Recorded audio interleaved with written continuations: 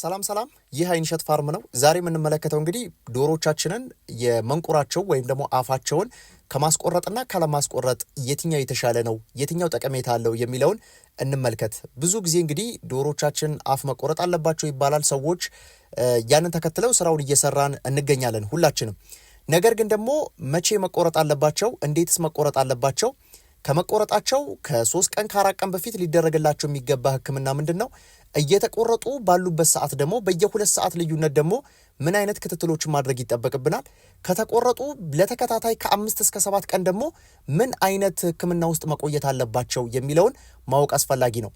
ወደ ጎን ይዘን ደግሞ ከዚህ ትምህርት ውጪ ደግሞ ወደ ጎን አድርገን ስንመለከት በሌላኛው አሰራር ሰዎች በዚህ ሰዓት ማሽኑ ስላላቸው ብቻ የመንቁር ቆረጣ ስራን እንደ ቢዝነስ እየሰሩበት ነው ያለው። ነገር ግን መስፈርቱ ማሽን መግዛት ብቻ ሆኗል። ይሄ የአርቢውን ስራ በጣም ከሚያበላሹ ነገሮች ውስጥ የሚጠቀስ ነው። አንድ አርቢ እናንተም ልትሆኑ ትችላላችሁ። እንደ ቢዝነስም የያዘው ሰው ምናልባት ፕሮሲጀሮቹን ካልተከተለ ወይም ደግሞ አርቢው እንዲከተል መጀመሪያ መመሪያ ካልሰጠ በቀር ዶሮቹን አንስቶ ማሽን ውስጥ እያስገቡ መቁረጥ ዶሮቻችን በአግባቡ መንቁራቸው ተቆርጧል የሚለውን ነገር ያፋልሳል ማለት ነው። ስለዚህ ዛሬ የምንመለከተው ትክክለኛ የመቆረጫ እድሜያቸውን እንመለከታለን። ታዲያ እያንዳንዱን በማስረጃ እያስደገፍኩኝ ነው መነግራችሁ። ፕራክቲካል በሆነ መንገድ መሬት ላይ በወረደ መንገድ ነገ ከነገ ወዲያ ሊገጥማችሁ የሚችል አሊያም ደግሞ ስራው ላይ ያላችሁም ካላችሁ ደግሞ ምናልባት ገጥሞናል እንደዚህ ሆነናል ልትሉ የምትችሉበትም ነገር አነሳላችኋለሁኝ። ይሄ ሪያሊቲ ስለሆነ መሬት ላይ ያለውን ነገር ነው መነግራችሁ። ዛሬም ነገም ከነገ ወዲያም ሊፈጠር የሚችል ነገር ማለት ነው። እዚህ ጋር ለነገሩ ትኩረት እንድትሰጡትና ምናልባት የሆነች ብጣሽ ወረቀት ካላችሁ እላዋ ላይ እንድትጽፉ የሚያደርግ ነገር ልንገራችሁ። ለምሳሌ ሁላችንም ፈንግልን እናውቃለን። ከፈንግል ባልተናነሰ መንገድ ግን የመነካከስ ወይም ደግሞ ባልተቆረጡ ዶሮዎች መካከል ያለው የሞት መጠን የፈንግልን ያክል ሊደርስ እንደሚችል ማወቅ አስፈላጊ ነው። ያ ማለት እንደ መግቢያ እንጠቀመውና ዶሮቻችን ቢቆረጡ ይሻላል ወይስ ባይቆረጡ ይሻላል የሚለውን እንድትወስኑም ያደርጋችሁ። አንድ ባች አስገብታችሁ ተቆርጠው ዶሮቻችሁ እንቁላል ጥለው ጨርሰው እስኪወጡ ድረስ ባለው የሚቆረጡ ዶሮዎች የሞት መጠናቸው ማክሲመም እስከ 6% ነው።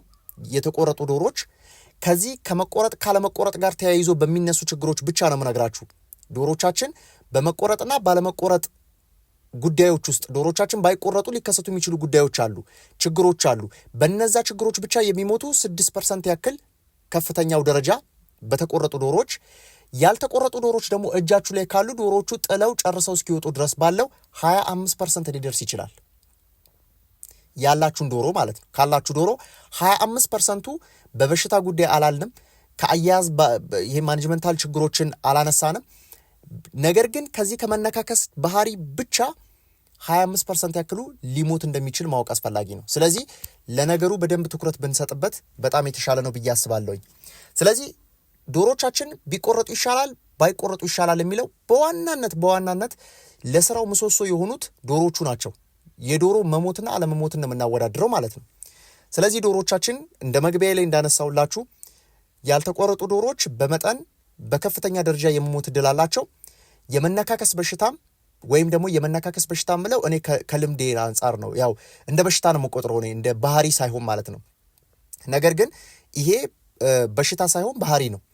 የመነካከስ አይነት ባህሪ ካለ ዶሮቻችን አብዛኛዎቹ በጥቂት ጊዜ ውስጥ በተለይም ደግሞ ከቁጥጥራቸው ውጪ ሊሆን የሚችልበት ደረጃ እስኪደርስ ድረስ ሊሞቱ እንደሚችሉ ማወቅ ያስፈልጋል ማለት ነው። አንድ ነገር እዚህ ጋር ልጨምርላችሁ። ምናልባት አካባቢያችሁ ላይ በሽታ ቢነሳ ወይም ደግሞ ዶሮቻችሁ ቢታመሙ ወረርሽኝ ቢገባ ያልተቆረጡ ዶሮች ካሉና በትንሽ አይነት መንገድ እንኳን የፊንጢጣ መነካከስ ካለ የደም የመጠጣት አይነት ባህሪ ካላቸው በትንሽ ደቂቃዎች ውስጥ አብዛኛዎቹ መንጋ ሊያዝ እንደሚችል ማወቅ አስፈላጊ ነው። ይሄ ማለት በተቆረጡና ባልተቆረጡ መካከል በሽታ ቢነሳ ፈጥኖ ሊወራረሱ የሚችሉበት ወይም ደግሞ ሊዛመት የሚችለው ባልተቆረጡት ነው። በተቆረጡት ደግሞ በጣም ዝቅተኛ በሆነ መንገድ የመተላለፍ እድል አለው ማለት ነው። በሽታ እንኳን ቢፈጠር ነው የምላችሁ። ፈንግልም መውሰድ ይችላል፣ ማሬክስም መውሰድ ይችላል፣ ባክቴሪያል ኢንፌክሽኖችም ሊሆን ይችላሉ፣ እነ ኮራይዛ ሊሆን ይችላሉ፣ ፓራሳይቶችን ልናነሳ እንችላለን፣ ኮክሲዲያ ሊሆን ይችላል። እነዚህ ሁሉ በሽታዎች የመተላለፍ እድላቸው ማን ላይ ነው የሚመሰረተው? ዶሮቹ የደም ፍላጎታቸው ምን ያክል ነው በሚለው ላይ ነው። አንድ ትኩረት መሰጠት ያለበት እንደ አንድ መተላለፊያ መንገድ መታየት ያለበት በተለይም ደግሞ የወረርሽኙ ፍጥነትን በተመለከተ ማለት ነው። ሌላኛው በደንብ መታሰብ ያለበት ጉዳይ ስራችን እንቁላል መሰብሰብ እንደመሆኑ እንቁላል ማምረት እንደመሆኑ መጠን መታየት ያለበት ዋነኛው ጉዳይ የእንቁላል ምርት ላይ ምን ያክል ተጽዕኖ ሊኖረው ይችላል ነው። ዶሮቻችን መንቁራቸው ሳይቆረጥ ወደ እንቁላል ምርት ላይ የሚገቡ ከሆነ ፍላክቹዌት የሆነ ምርት ወይም ደግሞ ሄንዴ ፕሮዳክሽን በጣም ፍላክቹዌት ያደርጋል። ይጨምራል፣ ይቀንሳል፣ ይጨምራል፣ ይቀንሳል። ኢቭን የዛሬንና የነገን እንኳን ልዩነት ማወቅ አትችሉም። ለምን? የስትረስ ሆርሞን በጣም ከፍተኛ ይሆናል ወይም ደግሞ በከፍተኛ ደረጃ የመመንጨት ዕድሉ በጣም ሰፊ ነው። ስለዚህ ከዚህ ጋር ተያይዞ ዶሮቻችን ስትረስ ላይ በቆዩበት ሰዓት አመጋገባቸው በጣም ዝቅተኛ ይሆናል። እንዲሁም ደግሞ የእንቁላል አመራረታቸው በጣም ተጽዕኖ ውስጥ እንዲገባ ያደርጋል። የማህፀን ቧንቧ መንቁራቸውን ያልተቆረጡ ዶሮዎችን ይዛችሁ ስለ እንቁላል ደግሞ ንጽህና፣ ጥራት፣ ውጫዊም ውስጣዊም ጥራቱን ለመጠበቅ መሞከር በጣም አዳጋች ነው። ስለዚህ አይቻልም በማለት መደምደም ይቻላል። ዶሮቻችሁ መንቁራቸው ሲቆረጡ ብቻ ነው ንጹህ እንቁላል ከኔስት ውስጥ መሰብሰብ ወይም ደግሞ ምናልባት የመሬት ላይ የመጣልን ባህሪ ካላቸው ከመሬት ላይ ሊሰበሰብ የሚችለው ማለት ነው። ሳይሰበር ክራክ ሳያደርግ ከነ ሙሉ ንጽህናው መሰብሰብ የሚቻለው ማለት ነው። ያ ለግብይትም በጣም ጥሩ የሆነን ነገር ማቅረብ ይቻላል። በተጨማሪ ታዲያ ወደ ሌላ አይነት ርዕሶች ውስጥ ስንገባ ከግምት ውስጥ መግባት ያለባቸው ሌሎች ጉዳዮች አሉ። መቼ መቁረጥ ይገባናል የሚለውን ማወቅ አስፈላጊ ነው። እንግዲህ መቼ መቁረጥ ይገባናል የሚለው አሁን በዚህን ሰዓት ላይ በነገራችን ላይ እንደ ቢዝነስም እየታየ ነው። እያንዳንዱ ሰው ማሽኑን ገዝቶ መንቁር ቆራጮች ነን ወይም ደግሞ መንቁር እንቆርጣለን የሚሉ ሰዎች በጣም ብዙ ናቸው። ማሽኑን መግዛት ብቻ ነው መስፈርት እየሆነ ያለው። ነገር ግን ደግሞ ምናልባትም ደግሞ ራሱ አርቢም ሊሆን ይችላል ማሽኑን ገዝቶ የሚቆርጠው፣ ቆራጮችም ሊያስቆርጥ ይችላል። በሁለቱም አይነት መንገድ ቢሆኑ ግን ዶሮዎቹ ከፍተኛ የሆነ ችግር ውስጥ ያ ማለት ላይፍ ታይማቸው ሙሉ በሙሉ የፕሮዳክሽን ሳይክላቸው ሊበላሽ እንደሚችል ማወቅ አስፈላጊ ነው። በመጀመሪያ ደረጃ ይህንን ከሚያበላሹ ነገሮች ውስጥ መቼ መቆረጥ አለባቸው ነው። በተለይም ደግሞ የዶሮቻችን መንቁር አካባቢ ላይ ስትመለከቱት የተለያዩ አይነት ፓርቶች አሉት። በተለይም ደግሞ ዶሮቻችን በልጅነታቸው ወይም ደግሞ መቁረጥ የሚቻለው ከ90 ቀን እስከ 100 ቀን ድረስ ባለው ነው። ወይም ደግሞ ዶሮቻችን ከ3 ወር እስከ 3 ወር ከ10 ቀን ድረስ ባለው ቢቆረጡ በጣም ፐርፌክት የሚባል ጊዜ ነው ለዶሮቻችን ቶሎ አለማደግም፣ መንቁሩ መልሶ አለማደግም። ከዚህ በተጨማሪ ደግሞ በፊታችን የሚጠበቀው ወደ ማቹሪቲ ኤጅ እየተጠጉ ነው ያሉት ዶሮቻችን የእንቁላል ምርት ላይ እየተነቃቁ ነው ያሉትና ያን ነገርም እንዳይረብሽብን ዶሮቻችን ከ90 ቀን እስከ 100 ቀን ድረስ ባለው ቢቆረጡ እጅግ በጣም ጥሩን ስራ መስራት ምንችልበት ይሆናል ማለት ነው። ስለዚህ ከዚህ ጋር ተያይዞ በዚህን ጊዜ ላይ ከቆረጥን፣ ነገር ግን በዚህ በምንቆርጥበት ጊዜ ላይ ከመቆረጣችን በፊት ቅድመ ዝግጅታችን ምንድን ነው? እየቆረጥን እያለና እንዲሁም ደግሞ ከተቆረጠ በኋላ ምን መደረግ አለበት፣ እንዲሁም ደግሞ ምናልባት ድንገተኛ ሞት ቢያጋጥመን ምንድን ነው የሚለው ማወቅ አስፈላጊ ነው። በዚህ ከመቆረጣችን በፊት ልብ ማለት ያለብን ችግሮች አሉ። በዚህ በስልጠና አሰጣጣችን ላይ ሙሉን ከሀ እስከ ፐ ድረስ እናጽፋቸዋለን፣ ፕሮሲጀሮቹ ማለት ነው። አንድ አርቢ ምንም አይነት ሙያ ሳይጠበቅበት ከዚህ በፊት የመቁረጥ ልምድ ሳይኖረው መስፈርቶችን ብቻ አሟልቶ ዶሮችን በአግባቡ በጣም ዜሮ በሚባል ሞርታሊቲ እንዲሁም ደግሞ ዶሮቻችን ፈጥነው ደግሞ ወደ ፕሮዳክሽናቸውን እንዲያስቀጥሉ ጥሩ የሆነ አቆራረጥም እንዲቆርጡ ፕራክቲካልም በሆነ መንገድ ቲዮሪም መሰረት ባደረገ መንገድ ስልጠናውን እየሰጠናቸው እንገኛለን። ነገር ግን እዚህ ጋር ልብ ማለትን የምትፈልጉ ምናልባት ስልጠና ላይ ያልመጣችሁ ካላችሁ ዶሮቻችን በመጀመሪያ ደረጃ ሊገላቸው የሚችል በዚህ በመንቁር አቆራረጥ ላይ ሊገላቸው የሚችለው ምንድን ነው? ከፍተኛ የደም መፍሰስ ነው። እንደ ምሳሌ እንጥቀስ። በተለይም ደግሞ በጣም በከፍተኛ ሁኔታ የደም ዝውውራቸው በጣም ፍሰቱ በጣም በተቀላጠፈበት ሰዓት ወይም ደግሞ ዶሮቻችን ራሳቸው ደም ሞቃት የምንላቸው ናቸውና የቦዲ ቴምፕሬቸራቸው በጣም በጨመረ ቁጥር እኛ ደግሞ የመቁረጥ አይነት ባህሪ የሚኖረን ከሆነ ወይም ደግሞ አጋጣሚ የደም ዝውውራቸው በጨመረበት እኛ እየቆረጥን ባለንበት ሰዓት የሚገጣጠም ከሆነ ዶሮቻችን ለደም ፍሰት ወይም ደግሞ ለሞት የሚጋለጡበት ጊዜ አለ። ይሄ በመጀመሪያ ደረጃ ዶሮቻችሁን ስቆርጡ ሞት የሚያጋጥመው በደም መፍሰስ ይሆናል። ሁለተኛ ይህንን ከተሻገራችሁ ሌላም አይነት አንድ መሰናክል አለ። ይሄ መሰናክል ምንድን ነው? ዶሮቻችን ከመንቁር ከደም ፍሰቱ ተቆጣጥራችሁ ካለፋችሁ በኋላ ስትረስ ይገላቸዋል። በተለይም ደግሞ ዶሮቻችን ከተቆረጡ በኋላ ስራችን ምንድን ነው? ስትረስን ማከም ነው። ዶሮቻችን ከስትረስ ወዲያው ነፃ እንዲሆኑ ማድረግ ነው። በሁለተኛ ደረጃ የሚገላቸው ስትረስ ነው። ይሄንን ደግሞ ካሸነፋችሁ በኋላ በሶስተኛ ደረጃ ደግሞ ረሃብ ነው። ረሃብ ይገላቸዋል። ዶሮቻችን ከተቆረጡ በኋላ እንግዲህ አብዛኞቹ የመብላት አቅማቸው በጣም ያ ማለት እየተመገቡ ካሉት ወደ 35% የሚሆን የመኖ አጠቃቀማቸውን ይቀንሳሉ። ስለዚህ ዶሮቻችን ከቆረጥናቸው በኋላ የደም ፍሰቱን ከዚህ በተጨማሪ ደግሞ ከስትረሱ ማከም ከዛ በተጨማሪ ደግሞ እንዲበሉ ማበረታታት የረሃብ አይነት ሁኔታ እንዳያጠቃቸው ማለት ነው። በዚች ቪዲዮ ሁሉ ነገር ሰብስቦ ማቅረብ በጣም አስቸጋሪ ነው። ስለ ረሃብ ብናነሳ በትንሹ አንድ ቪዲዮ ይወጣዋል። ዶሮቹ ከተቆረጡ በኋላ መቼ ምን አይነት መኖ ብንሰጣቸው፣ እንዲሁም ደግሞ መኖ ላይ መግባት ያለባቸው ግብአቶች አሉ። በተጨማሪ በሚጠጡት ውሃ ውስጥ መስጠት ያለብን አይነት ጉዳዮች አሉ። ለስንት ቀን ይቆያል? አበጣበጡ እንዴት ነው? ለምን አይነት ዶሮች ነው የምንሰጠው? ታዲያ ከዚህ በተጨማሪ ደግሞ እነዚህ ሶስቱን ችግሮች ደግሞ ካለፍን በኋላ ዶሮቻችን ለኢመርጀንሲ የሚሆኑ ደግሞ መድኃኒቶች ያስፈልጓቸዋል። ዶሮቻችን